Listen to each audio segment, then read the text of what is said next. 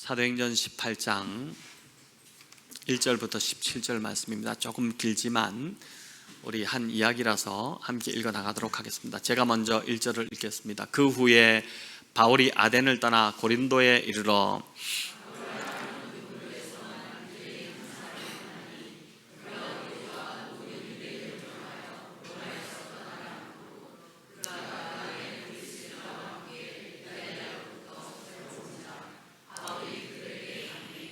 생업이 같으므로 함께 살며 일을 하니 그 생업은 천막을 만드는 것이더라.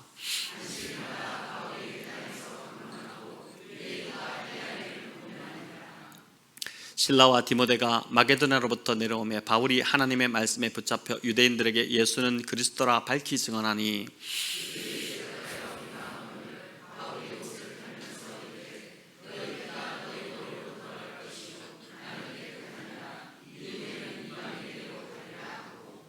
거기서 옮겨 하나님을 경외하는 디도 유스도라 하는 사람의 집에 들어가니 그 집은 회당 옆이라.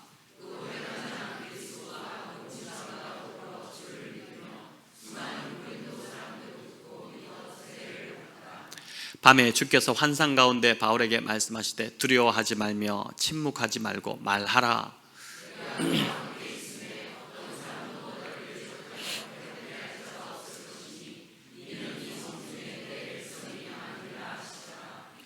일 년 6개월을 머물며 그들 가운데서 하나님의 말씀을 가르치니라.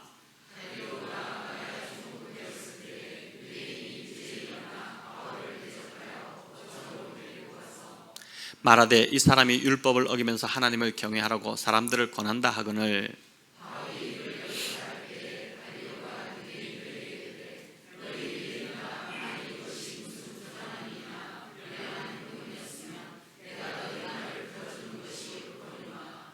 만일 문제가 언어와 명칭과 너희 법에 관한 것이면 너희가 스스로 처리하라. 나는 이러한 일에 재판장 되기를 원하지 아니하노라 하고 같이 읽겠습니다. 모든 사람이 회당장을 잡아 법정 앞에서 때리되 갈리오가 이 일을 상관하지 아니하니라. 아멘. 네, 오늘 주신 본문을 가지고 때를 따라 주시는 은혜라는 제목으로 함께 말씀을 나누고자 합니다. 지난주 한 성도님이 저에게 이제 이런 이야기를 하셨습니다. 한 주간 참 부담되고 또 어려운 일들이 많았는데 하나님께서 은혜를 주셔서 일이 잘 해결되고 수월하게 넘어갔습니다. 이렇게 이야기를 하셨습니다. 그 이야기를 들으면서 정말 하나님께서는 때에 따라 우리에게 은혜를 베푸셔서 문제도 극복하게 하시고 또 못할 것 같은 일도 할 수 있도록 또 용기도 주시고 감당할 수 있는 힘도 주시는 하나님이시구나, 그런 생각을 했습니다. 여러분, 오늘 함께 살펴보는 18장 역시 바울이 고린도에서 때를 따라 은혜를 베푸시는 하나님, 그 하나님을 경험한 이야기입니다. 고린도에 있던 바울에게 어떤 은혜가 있었는지 우리 함께 말씀을 살펴보겠습니다. 18장에 고린도에 있었던 이 일을 살펴보기 전에 먼저 우리는 사도행전 17장에서 그 이야기를 먼저 좀 언급할 필요가 있을 것 같습니다. 사도행전 17장은 그리스 아테네에서 바울이 복음을 전한 내용입니다. 성경에는 지명이 아덴으로 나오는데 이 아테네를 말합니다. 당시 아테네는 세계의 지성이라고 불리던 그 에피쿠로스와 또 스토아 철학자들이 꽃을 피우던 시기였다고 합니다. 또한 아테네는 철학과 함께 이제 우상의 도시로도 유명했습니다. 여러분, 철학과 우상이 어울리지 않는 조합이지 않습니까? 어떻게 지성이 꽃을 피우는 도시에서 반지성인 우상이 숭배, 우상이 가득했을까요? 그 이유는 아테네가 가졌던 그 잘못된 신관 때문이었습니다. 그리스 신화의 본산지가 바로 이 아테네이지 않습니까? 바울은 아테네에서도 변함없이 예수님의 부활 이야기를 들려줍니다. 바울은 어딜 가나 그 입술에서 늘 예수님 이야기가 끊이지 않습니다. 저와 여러분의 입술에서도 예수님과 그 부활을 증거하는 그 이야기가 주된 대화가 되면 좋겠습니다. 성도들이 모였을 때 다른 이야기 하는 것이 아니라 받은 은혜를 나누고 한 주간 하나님 주신 말씀을 나누고, 그게 우리의 주된 대화가 되어야겠죠. 부산에 있는 큰 대형교회 한 목사님이 설교하는 것을 듣다 보니까 성도들이 모이기만 하면 참 자꾸 땅 이야기를 해서 너무너무 힘들다. 또 심지어 비트코인에 내가 이번에 얼마를 벌었느니 이런 이야기를 성도들이 나눈다. 우리 목장 모임에서 그런 이야기를 아마 안 나누실 텐데 그것 때문에 그 큰 교회 목사님이 참 마음 힘들어하는 것들을 들었는데, 저와 여러분 우리 성도들은 정말 우리의 입술에서 나오는 대화, 그 대화가 주로 이제 예수님 이야기, 그 이야기가 되어야 할 것입니다. 자, 그런데 이 바울의 이 이야기를 들었을 때 아테네 사람들이 보인 반응은 참 무시와 조롱이었습니다. 그도 그럴 것이 바울이 들려준 이 예수님과 그리스 신화에 나오는 신들이 너무 달랐기 때문입니다. 그들이 알고 있던 신과 바울이 들려준 이 예수님이라는 신과는 너무 다른 존재였기 때문이죠. 제우스를 시작으로 올림포스 그 신전에 사는 신들은 하나같이 변덕스럽고 인간은 골탕 먹이고 인간을 시기하고 견제하는 그런 고약한 신들이었는데, 반면 바울이 전한 이 신인 예수님은 인간의 죄를 대신 지고 십자가에서 자기 목숨을 내어주시는 정말 이해할 수 없는 사랑을 가지신 그런 분이셨습니다. 그러니 이해가 안 되죠. 우리가 오늘 고린도를 살펴볼 텐데, 고린도는 시지프스 신화로 유명한 곳이기도 합니다. 그리스 신화에 이제 의하면은 이 시지프스는 고린도 왕국을 세운 그런 인물이었습니다. 그는 신중하고 현명하고 또 백성들이 보다 나은 삶을 살도록 아주 무척 노력했던 왕이었던 것 같습니다. 하지만 신들을 우습게 여기고 그들을 속였다는 제목으로 형벌을 받습니다. 한마디로 신들을 무시한 괘씸죄에 걸려들었다고 볼 수 있습니다. 우리가 잘 알듯이 바위를 정상으로, 그 무거운 큰 바위를 정상으로 밀어 올리는 형벌이었는데, 산 꼭대기까지 힘겹게 그 바위를 겨우 올려놓으면 그 바위는 이내 아래로 바닥으로 굴러 떨어졌고, 시지프스는 평생 그렇게 그 바위를 위로 올려내기를 반복하는 그 벌을 받은 것입니다. 어떤 신관을 가지고, 이런 신관을 가지고 있는 이제 아테네 사람들이었기 때문에 자비롭고 사랑이 많으신 예수님을 전하니까 그들이 듣다가 그런 신이 도대체 어디 있느냐, 우리가 알고 있는 신은 그런 신이 아니다, 그러면서 이제 반박하고 비웃었던 것입니다. 그러나 모두가 그런 건 아니었습니다. 바울이 전한 말씀을 듣고 예수님을 믿기로 한 아주 극소수의 사람이 나왔는데, 아레오바고 관리, 여기 나오는 디오니시오라는 사람과 다말이라는 그 여인, 또 몇 명의 사람들이 있었습니다. 우리 사도행전 17장 34절을 한번 띄워봐 주시기 바랍니다. 우리 같이 한번 읽어볼까요? 그러나 몇몇 사람은 바울 편에 가담하여 신자가 되었다. 그 가운데는 아레오바고 법정의 판사인 디오누시오도 있었고 다말이라는 부인도 있었고 그 밖에 다른 사람들도 있었다. 자, 이 세 번역으로 읽어봤는데, 여러분 이들을 통해 이 아테네의 철학의 도시, 우상의 도시 아테네의 교회가 시작됩니다. 사도행전에는 나오지 않지만 지금도 아테네에 가면은 아레오바고 언덕이 있다고 합니다. 그 언덕에 뭐가 세워져 있냐면은 이 디오누시오 기념교회가 세워져 있습니다. 복음을 듣고 회심했던 이 디오누시오 판사는 당시 문헌에 의하면 아테네 교회의 최초의 이제 초대 목회자가 되었고, 이후 고린도 교회 목회자로 옮겨갔다가 AD 95년경 그 도미티안 황제 때에 기독교 박해로 순교했던 것으로 그렇게 전해집니다. 여러분, 복음의 역사가 참 너무 놀랍지 않습니까? 어떻게 바울이 이게 베레아에서 쫓겨서 아덴으로 이제 급하게 들어간 상황이었는데, 이렇게 들어갈 때 이런 일이 일어날 거라고, 이런 변화들, 사람들 안에 변화가 일어날 거라고 상상이라도 했겠습니까? 아테네는 단지 바울이 실라와 디모데를 기다리기 위해 잠시 머물려고 했던 도시입니다. 잠시 그냥 거쳐가려고 했던 곳이었습니다. 물론 바울이 대단한 사람이기도 했지만, 지금 바울이 위대해서 디오누시오의 인생이 바뀐 것이 아니라 하나님의 말씀인 이 복음이 디오누시오라는 이 판사와 또 다말이라는 귀족 부인의 이 삶을 바꾸어내는 그런 능력이 된 것입니다. 참 놀라운 것이죠. 그러니까 오늘도 이제 복음의 역사가 계속해서 이제 우리 안에서 일어나고 있고, 또 앞으로도 계속 이 복음의 역사가, 하나님 말씀의 역사가 못 바꿀 것 같은 사람, 전혀 변하지 않을 것 같은 그 사람을 변화시켜내는 그 일들이 저희 교회 안에서도 계속해서 좀 일어나야 할 것입니다. 저와 여러분도 인생을 살면서 전혀 예상치 못했던 곳으로, 또 그런 상황 속으로 던져질 때가 있습니다.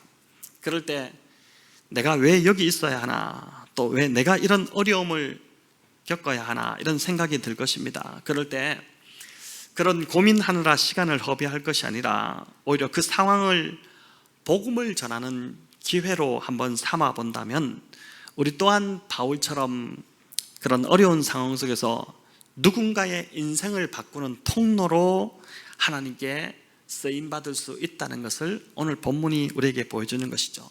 여러분, 어차피 우리는 한 번 살다가 갈 인생입니다. 여기서 두 번 사시려고 작정하시는 분이 있다면 꿈 깨셔야 됩니다. 우리는 이 땅에서 한 번 살다가 갈 인생입니다. 하나님이 그런 우리를 구원하신 후에 천국으로 바로 데려가지 않으시고 이 땅에 남겨놓으신 이유가 있다면, 그것은 또 다른 자에게 내가 믿고 내가 구원받은 예수님을 알려서 그 사람도 구원받도록 하기 위함이라는 것이죠. 그것이 가깝게는 가족이 될 수도 있을 것이고, 또 부모님이 될 수도 있고, 이웃이나 직장 동료가 될 수도 있습니다. 지금도 이제 믿지 않는 부모님 위해서 기도하시는 우리 성도님들도 있고, 또 믿지 않는 형제들 위해서 기도하는 우리 성도님들도 계신데, 그들에게 복음을 전해 그들이 구원받을 수 있도록, 그들도 함께 하나님 나라 천국에 임할 수 있도록 하기 위해 우리를 지금 이 땅 위에 남겨놓으셨다는 것이죠.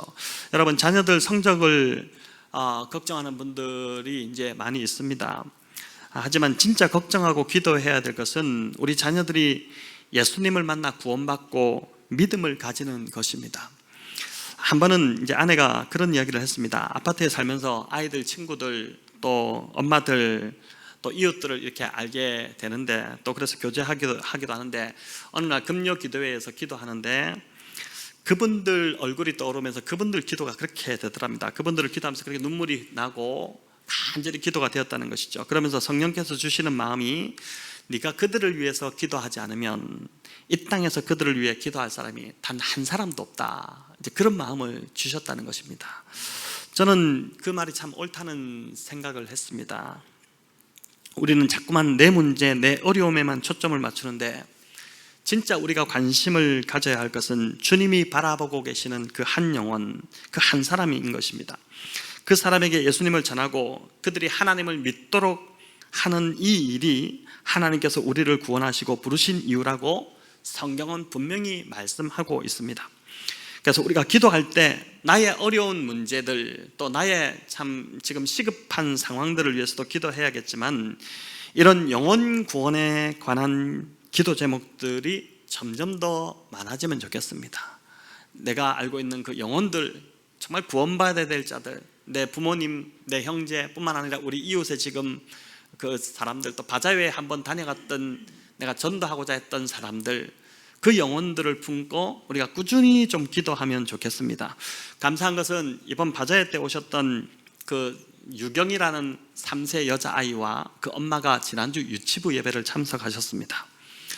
어머니가 이제 유치부 예배 참석하시고 나서 우리 그날 권영만 강사님 설교하셨는데, 저는 유치부 예배가 딱 맞는 것 같습니다. 이제 그런 이야기를 하셨는데, 오늘도 이제 오시기로 했고 아마 밑에 지금 예배를 드리고 계시지 않겠나 싶습니다. 우리 권사님들께서 또 권사 기도에서도 그렇고 부서에서도 유치부에서도 또 저도 새벽마다 참 이분을 빠지지 않고 이제 기도했는데, 오시게 되어서 얼마나 감사한지 모르겠습니다. 지난주 아이가 유치부에서 너무 재밌게 놀아서 엄마도 그걸 바라보면서 너무 뿌듯하고 흐뭇하고 좋았다, 이런 이야기를 해주셨습니다. 여러분, 이분이 교회가 처음입니다. 교회를 가본 적이 없는 분입니다. 이전에 절에는 갔었다고 합니다. 바자회의 여러분 첫 열매입니다. 저는 너무나도 감사했습니다. 이 가정이 교회에 잘 정착할 수 있도록 돕기 위해서 저희가 존재한다고 믿습니다. 그 가정이 정착해서 그 남편도 오고 그 가정이 다 예수 믿고 변화되어서 하나님의 은혜를 경험하는 사람들이 될 수 있도록 하기 위해 저와 여러분이 여기에 있는 것입니다. 여러분, 정말 이 가정이 잘 정착할 수 있도록, 엄마 이름이 이푸름 씨고 아이가 김유경인데 여러분 기억하시고, 저만 기억하고 기도하면 안 되고 우리 함께 좀 간절히 교회가 기도하면 좋겠습니다. 오늘 읽은 사도행전 18장은 이제 아테네를 떠나서 고린도로 들어가는 바울을 보여줍니다. 그런데 여기서도 보면 고린도로 옮겨가는 것이 그 주도권이 바울에게 있지 않다는 것을 알 수 있습니다. 우리 18장 1절을 같이 한번 읽어볼까요? 그 후에 바울이 아덴을 떠나 고린도에 이르러, 이렇게 하는데, 여기 바울이 아덴을 떠나 고린도에 이르렀다 할 때 이 헬라어 원문을 보니까 떠나다는 말이 우리 한글 성경은 능동태인 것 같지만은 수동태로 되어 있습니다. 이 말은 바울이 원해서 이제 떠난 것이 아니라 하나님께서 떠나게 하셨다는 것입니다. 하나님의 등 떠밈을 통해서 바울이 어쩔 수 없이 떠나갔다는 것입니다. 본문이 어떤 이유인지는 밝히고 있지 않지만 중요한 건 바울이 주도적으로 아덴에서 고린도로 간 것이 아니라 하나님께서 주도적으로 그를 하나님의 시간에 고린도로 이끄셨다는 것입니다. 여러분, 우리가 이런 경우가 많지 않습니까? 내가 원치 않는데 하나님께서 등 떠밀어서서 그곳에 가 있게 하는 그런 경우 인 것이죠. 여러분, 고린도가 어떤 도시인지를 좀 간단히 좀 설명드려야 될 것 같은데, 고린도는 당시 아가야 지방의 수도였습니다. 이따 지도를 좀 보여드리겠지만은 지금 말고 조금 이따 올려주시기 바랍니다. 오늘날 이제 그리스 남부 지역입니다. 바울이 방문할 때만 해도 당시 이 고린도 지역의 인구가 70만 명이었다고 합니다. 여러분, 대단히 큰 도시입니다. 70만 명, 한 시흥 정도 되지 않을까요? 오늘과 비교하면 안 되죠. 당시는 인구 밀도가 오늘보다 훨씬 더 이제 낮았던 때이기 때문에 당시 아테네의 인구가 10,000명 정도였다고 합니다. 그 중에 한 70배 정도 되는, 여러분 1만 명보다도 한 70만 명 되는 아주 큰 대도시였습니다. 이 고린도는 주전 146년에 로마에 의해서 멸망당한 도시였습니다. 당시 로마에 대항하는 그리스 도시들의 그 세력들이 모이는 직결지가 어디였냐면 고린도였다고 합니다. 그래서 당시 로마의 원로원이 이 고린도를 파괴시키기로 결정을 하게 됩니다. 주전 146년에 고린도가 완전히 파괴되고 폐허가 되어버렸습니다. 그 이후에 한 100년 정도 이 도시가 방치되었다가 주전 44년에 이 도시가 다시 로마의 속주가 되면서 복구가 되는데, 도시가 다시 복구되면서 로마가 어떤 정책을 폈냐면은 자유인이었다가 노예였다가 자유인이 된 한 3,000여 명의 사람들을 그 도시에 정착시켰고, 또 퇴역 군인들, 또 현역 군인들을 그 도시에 정착시킴으로 도시를 다시 이제 회복시키기 시작한 것입니다. 여러분, 이 고린도가 참 지도적 특성이 특이한데, 이 지도적 특성 때문에 무역업이 굉장히 활발하게 일어났는데, 고린도에 두 항구가 있었습니다. 서쪽으로는 레기움이라는 항구고 동쪽으로는 갱그리아라는 항구입니다. 여러분, 갱그리아 항구, 바울이 머리를 깎았다는 그 항구는 이제 이 명칭은 좀 익숙하실 텐데, 레기움 항구는 로마로 이어지는 백길이었고, 이 갱그리아 항구는 아프리카나 또는 지중해나 소아시아 쪽으로 이어지는 그러한 이제 항구였습니다. 지도를 이제 한번 보여주시기 바랍니다. 여러분, 지난주에 보았던 지도와 같은 지도인데, 여기 보시면은 위에 마케도니아, 또 그 옆에 이탈리아, 로마가 보이실 거고, 또 밑에 이제 쭉 내려오면 데살로니가, 빌립보가 있으면서 그 밑에 이제 아가야 지방이 있습니다. 거기 이제 고린도가 중심 도시입니다. 수도입니다. 그 보니까 이제 갱그리아 항구가 보이죠. 그 위에 아덴이 보이지 않습니까? 그러니까 아덴과 고린도가 거리가 멀지 않습니다. 갱그리아 항구가 있고, 그 옆에 왼쪽으로 레기움 항구가 이제 지금 드러나지 않는데, 이렇게 이제 이 항구들로 갱그리아 항에서는 밑에 아프리카나 또 소아시아 쪽으로 이제 가는 배들이 오갔고, 레기움 항구에서는 로마로 오가는 배들이 이제 다녔다는 것입니다. 오늘날 구글 지도를 좀 확대해서 이제 내려주셔도 되는데, 구글 지도를 확대해서 좀 보시면은 고린도의 운하가 있습니다. 여러분, 이 고린도 운하가 파나마 운하 또 수에즈 운하와 함께 세계 3대 운하로 이제 알려져 있는데, 이 운하를 통해서 레기움에서 또 이 갱그리아로 연결이 돼 있어가지고 배가 이게 오가면서 무역업이 훨씬 더 이제 많이 발달되기 시작한 것입니다. 그래서 고린도는 해상무역이 성행했던 곳이기도 하고, 또 아덴만큼이나 그러다 보니까 우상이 가득하던 도시였다고 합니다. 항구를 통해 각종 우상들이 다 들어왔습니다. 로마로부터, 아프리카로부터, 또 소아시아로부터 다 연결되는 어떤 허브 역할을 하는 지역이 바로 이 고린도다 보니까 모든 우상들이 다 직결된 겁니다. 인간이 타락한 죄성을 가지다 보니 좋은 것보다는 좋지 않은 것을 더 잘 받아들이게 됩니다. 여러분, 우리가 유튜브라는 그 채널을 이제 많이들 보시는데 어떻습니까? 이게 참 좋게 사용되면 얼마나 좋습니까? 근데 좋지 않은 쪽으로 더 많이 사용되지 않습니까? 자극적이고 또 이제 퇴폐적이고 이런 영상들로 통해서 사람들이 더 이제 또 자극받게 하는 그런 일들이 있는데 인간이 참 그런 것 같습니다. 그래서 무역선으로 이제 여러 개의 물품들을 다 실어 들어오는데 돈 되는 것들은 다 실어 들어오는데 주로 좋지 않은 것들이 이 고린도에 다 이게 들어왔던 것입니다. 아프리카의 이집트로도 배가 오갔기 때문에 고린도에는 이집트의 모든 신들의 우상이 없는 게 없을 정도로 다 진열되어 있었다고요. 뭐 판매도 하고 이렇게 했다고 합니다.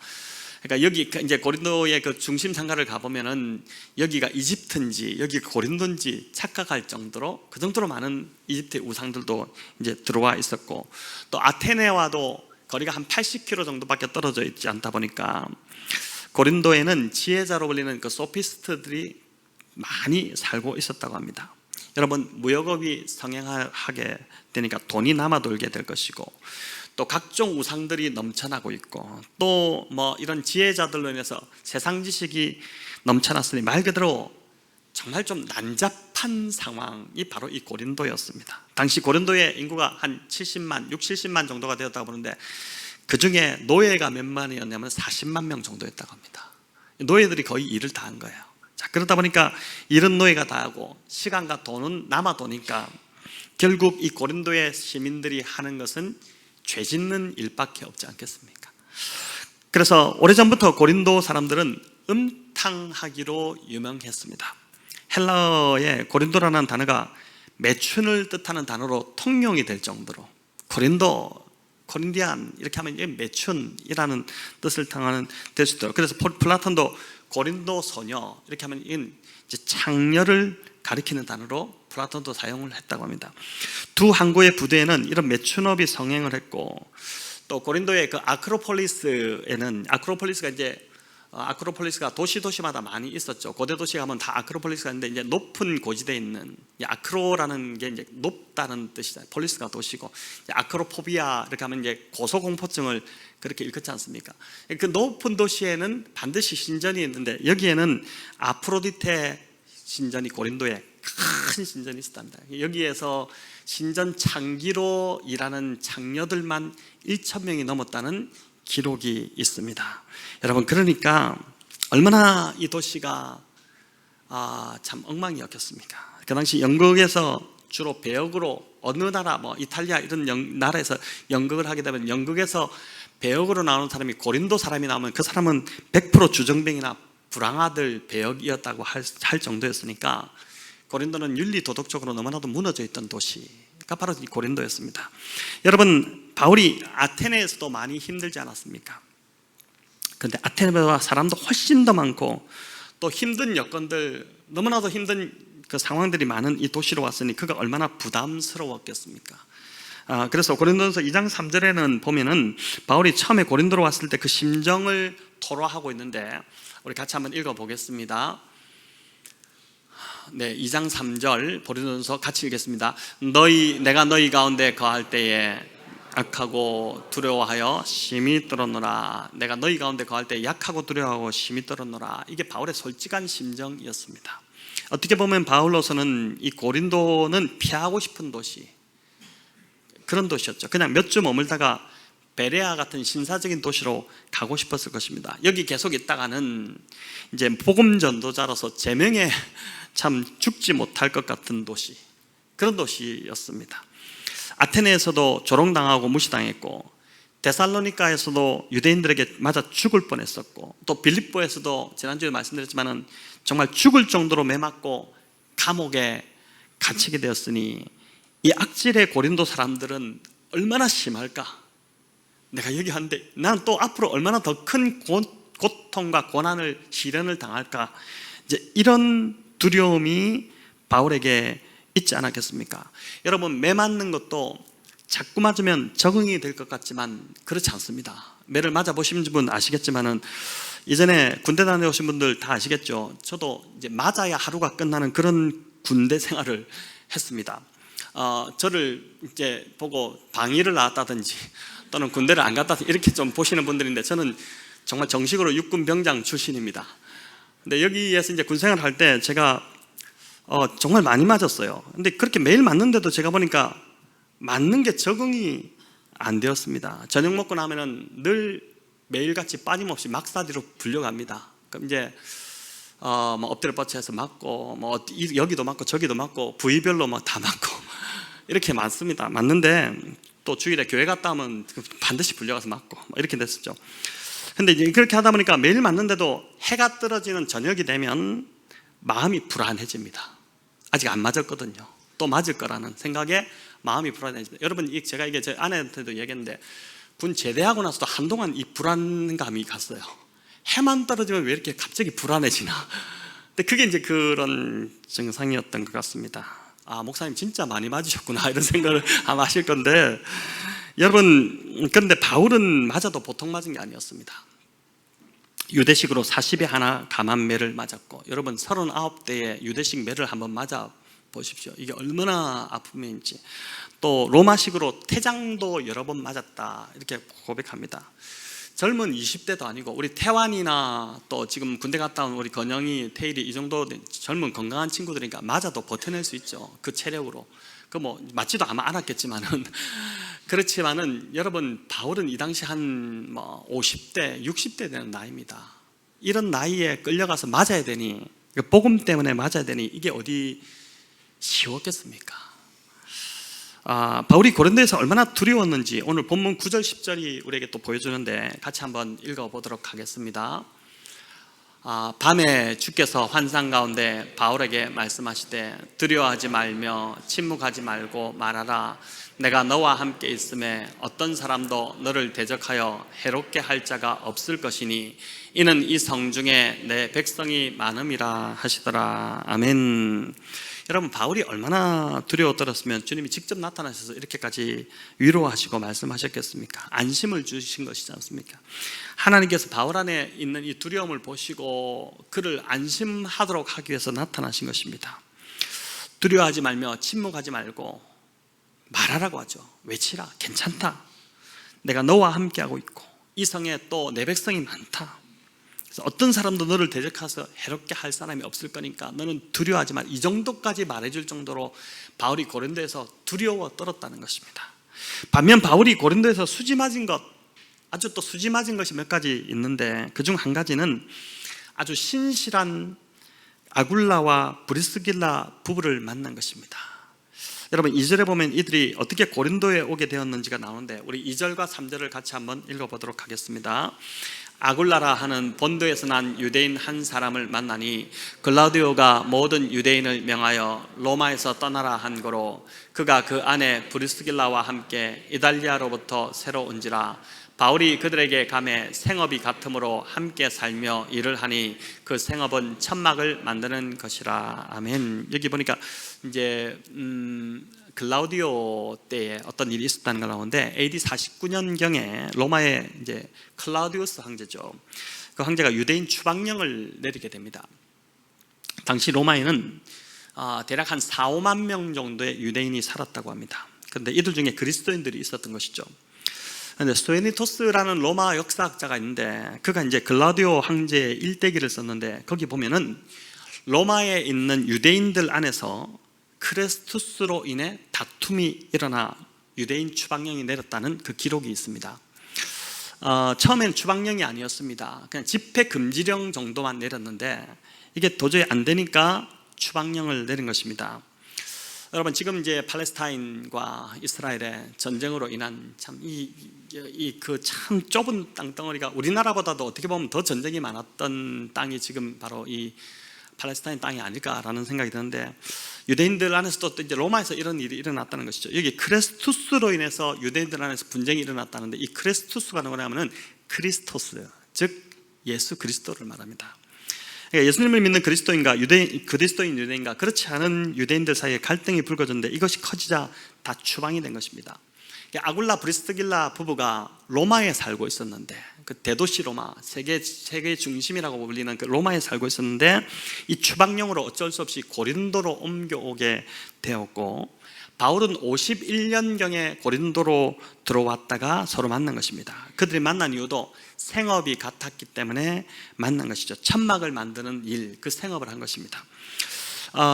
이제 저희 교회 참 공교롭게도 재밌더라고요. 우리 지금 그 김경석 집사님과 이동원 집사님 두 분이 지금 함영고등학교 우리 선생님이신데, 이 두 분이 또 교과 과목이 똑같습니다. 똑같은 윤리 과목을 가르치고 있어가지고 같은 교과 과목으로서 교과회도 같이 하고, 또 지금 목장도 우리 송교성 목사님 목장에서 같은 목장 식구로 같이 있으면서 같이 만나서 있는데, 이 바울과 아굴라 브리스길라가 또 생업이 같다 보니까 같이 만난 것입니다. 천막을 만드는 일이죠.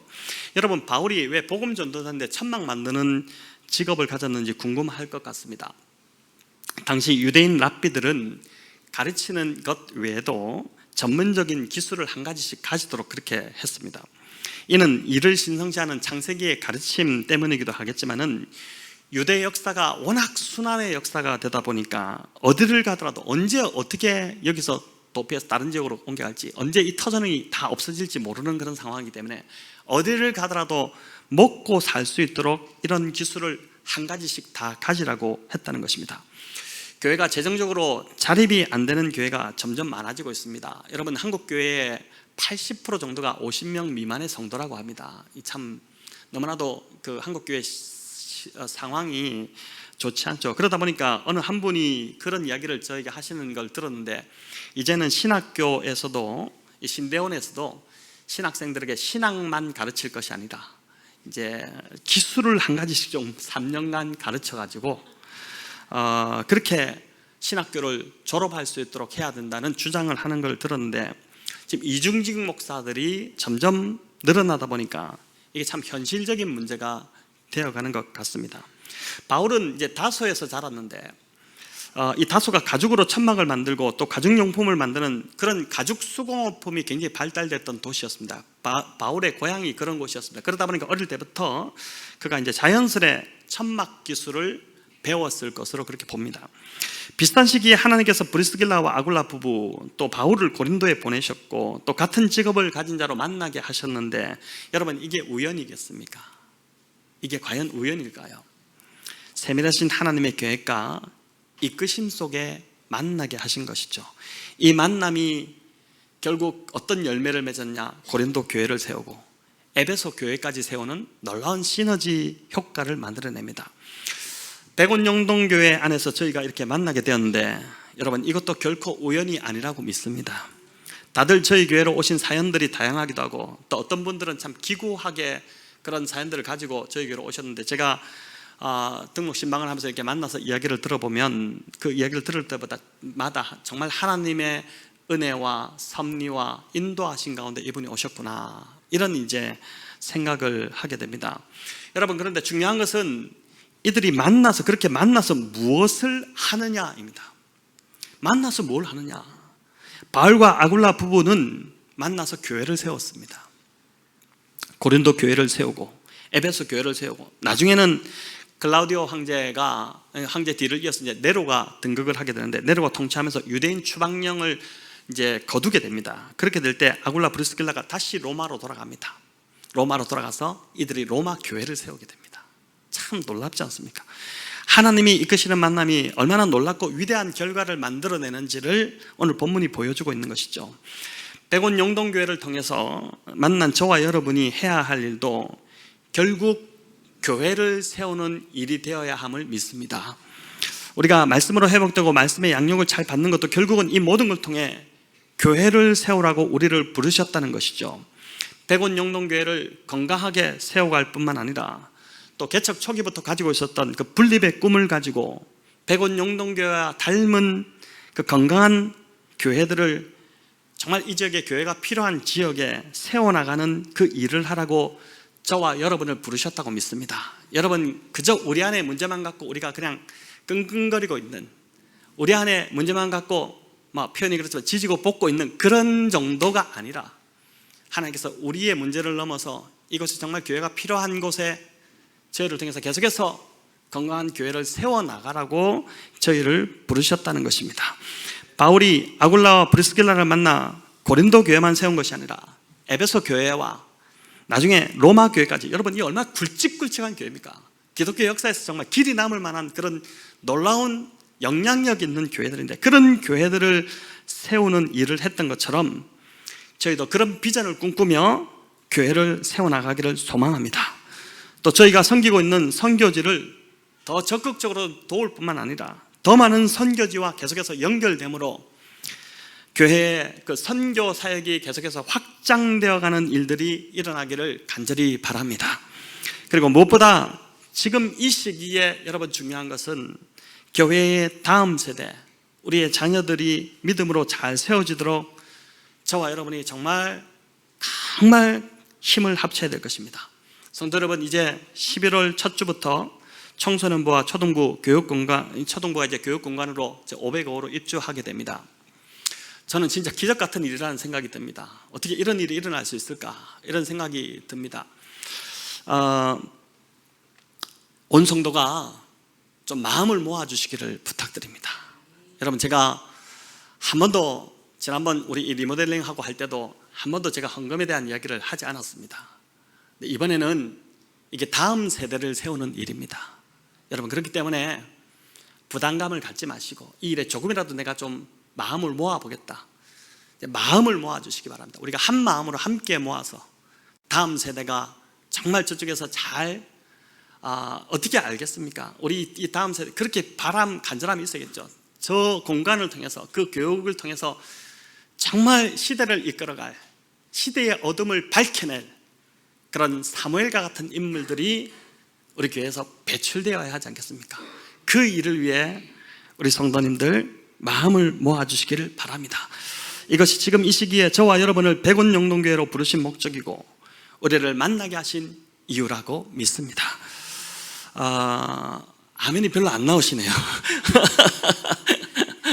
네, 자, 바울과 아굴라 브리스길라의 관계가 얼마나 깊었는지 로마서 16장에서 그 흔적을 우리가 찾아볼 수 있는데, 우리 16장 3절 4절을 같이 한번 읽어보겠습니다.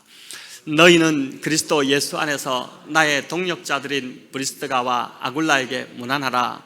그들은 내 목숨을 위하여 자기들의 목까지도 내어놓았나니 나뿐 아니라 이방인의 모든 교회도 그들에게 감사하느니라. 아멘. 우리가 서로 어떤 관계가 되어야 하는지를 참 보여주는 좋은 말씀 구절이라는 생각이 듭니다. 백운영동교회 성도님들 서로가 바로 이런 관계로 계속해서 세워져 가기를 소망합니다. 자, 이제 12절부터 17절까지를 좀 간단히 말씀드리면, 이 사건은 바울을 향한 하나님의 또 하나의 위로이자 선물이며 정말 때에 맞게 베푸시는 은혜였습니다. 바울이 고린도에 머문 지 한 8개월 정도 되었을 때 아가야 지방의 총독으로 갈리오가 새로 부임하게 됩니다. 여러분, 경기도, 우리로 말하면 경기도와 같은 곳에 이제 서울이 도시라면은 그 경기도 전체 이제 도지사 같은 분이 이제 그 아가야 지방의 총독이 갈리오로 이제 새로 부임하게 되는데, 당시 총독이 새로 부임하게 되면은 어떤 관례가 있냐면은 지방 백성들의 환심을 사기 위해서 웬만한 해결되지 않은 미제 이제 재판권은 올리면 다시 그걸 다 들어주는 것이 관례였습니다. 여러분, 이 기회를 바울의 대적자들이 붙잡은 겁니다. 그래서 바울을 고소한 것입니다. 재판관에 고소했는데, 이때가 바울에게는 선교에 있어서 가장 위기 상황을 맞은 때였습니다. 아가야 지방의 총독은 로마 세계에서 정말 알아주는 자리였습니다. 만일 총독 갈리오가 바울이 전하는 복음이 문제가 된다고 판결을 내렸다면 여러분 어떻게 되었을까요? 이것이 판례가 되어서 로마 세계에 다 퍼졌을 것이고, 아가야 총독의 자리가 굉장히 영향력 있는 자리이기 때문에 거기서 그런 판결이 내렸다면 이 바울의 복음은 이단적이다, 이건 전하면 안 돼, 이건 다 막아야 된다, 이렇게 이제 로마 세계에 다 퍼졌기 때문에 바울은 가는 곳마다 복음을 전하지 못하고 다 막혀버렸을 것입니다. 너무나도 중요한 그런 시기입니다. 여러분, 우리가 그냥 이 16장을 18장을 그냥 이렇게 읽어 나갈 수 있겠지만은 이게 너무나도 중요한 바울에게는 그 순간이었던 것입니다. 얼마나 심장이 떨리고 이 재판이 잘 돼야 되는데 기도를 많이 하고 있을 것인데, 근데 이 갈리오가 이제 어떤 더 좀 설명드리면 그 형이 누구냐면 세네카 2세였는데, 여러분 스토아 학파의 대부가 바로 세네카 2세입니다. 그리고 또 이 사람이 누구냐면 네로의 스승이었습니다. 네로에게 가장 영향력을 미치는 사람, 바로 그 사람이 이 갈리오의 형이 친형이었습니다.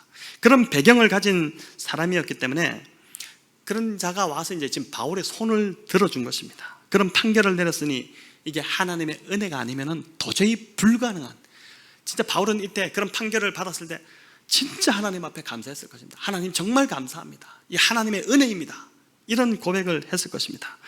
고린도는 바울이 전도한 지역 중에 가장 두렵고 떨리는 도시였지만 이런 많은 하나님의 위로가 때마다 있었기 때문에 그가 그 어떤 도시보다 고린도에 오래 머물 수 있었습니다. 1년 6개월 동안 고린도에 머물면서 교회를 세운 것입니다. 하나님은 저와 여러분에게 은혜를 베풀어 주시는 분이심을 믿습니다. 때에 맞는 은혜를 주셔서 저와 여러분이 힘을 낼 수 있게, 또 주어진 사명을 감당할 수 있도록 도우시는 분이십니다. 바울의 경우 고린도에서 환상으로 나타나 말씀하시기도 했고, 바울을 위해 목숨을 내어주는 부부인 아굴라 브리스길라를 만나게도 하셨습니다. 또 8절에 나오듯이 회당장 그리스도와 수많은 고린도 사람들이 믿고 세례를 받는 그 예상치 못한 복음의 열매가 고린도에서 막 맺히기도 하고, 또 방금 설명드렸듯이 재판 그 상황에서 도저히 좀 불가능할 것 같은 그 재판 상황에서 재판을 이기게 하시는 은혜도 베풀어 주셨습니다. 여러분, 왜 이런 은혜를 때마다 하나님께서 바울에게 또 그 일행들에게 베풀어 주셨던 것일까요? 당시 아가야 지방에서 가장 부도덕하고 영적으로 황폐한 땅, 그러나 가장 거점이 되는 도시 이 고린도의 교회를 세우기 위함이었습니다. 이 고린도 교회를 세우기 위함이었습니다. 고린도에서 복음이 없어 죽어가는 수많은 영혼들을 살리시기 위해서 바울에게 이런 특별한 은혜를 베푸시고 그토록 오랫동안 고린도의 바울을 붙들어 놓으신 것입니다. 저와 여러분에게도 때를 따라 은혜를 주시는 이유도 마찬가지라고 믿습니다. 당연히 우리를 사랑하시기 때문에 하나님은 우리에게 은혜를 베풀어 주시겠지만 무엇보다 우리를 통해 죽어가는 영혼들을 복음으로 살리시기 위해서 은혜를 베푸신다고 믿습니다. 또 이곳에 세워진 백원영롱교회를 더 든든히 세우고자 함입니다. 여러분, 저희 교회에 오셔서 간혹 그런 분들이 있습니다. 목사님, 교회를 등록하고 이후에 사업이 계속 잘 됩니다. 계속 사업이 더 잘 되고 감당할 수 없을 정도로 일이 많습니다. 이런 얘기를 하시는 분들도 있는데 그런 성도님들은 특별히 그 주신 은혜를 교회를 세우는데 잘 사용하시기를 바랍니다. 하나님 나라를 확장하는데 잘 사용하시기를 바랍니다. 하나님 주신 은혜를 결코 헛되이 쓰지 않으시기를 바랍니다. 우리에게 은혜를 넘치게 부어주시는 하나님의 뜻을 잘 깨달아서 이 시흥 백오 지역에 죽어가는 영혼들을 살리는 데 힘쓰시며 또 교회를 든든히 세워나가고 다음 세대를 세워나가는 저와 여러분 다 되시기를 우리 주님의 이름으로 축원합니다.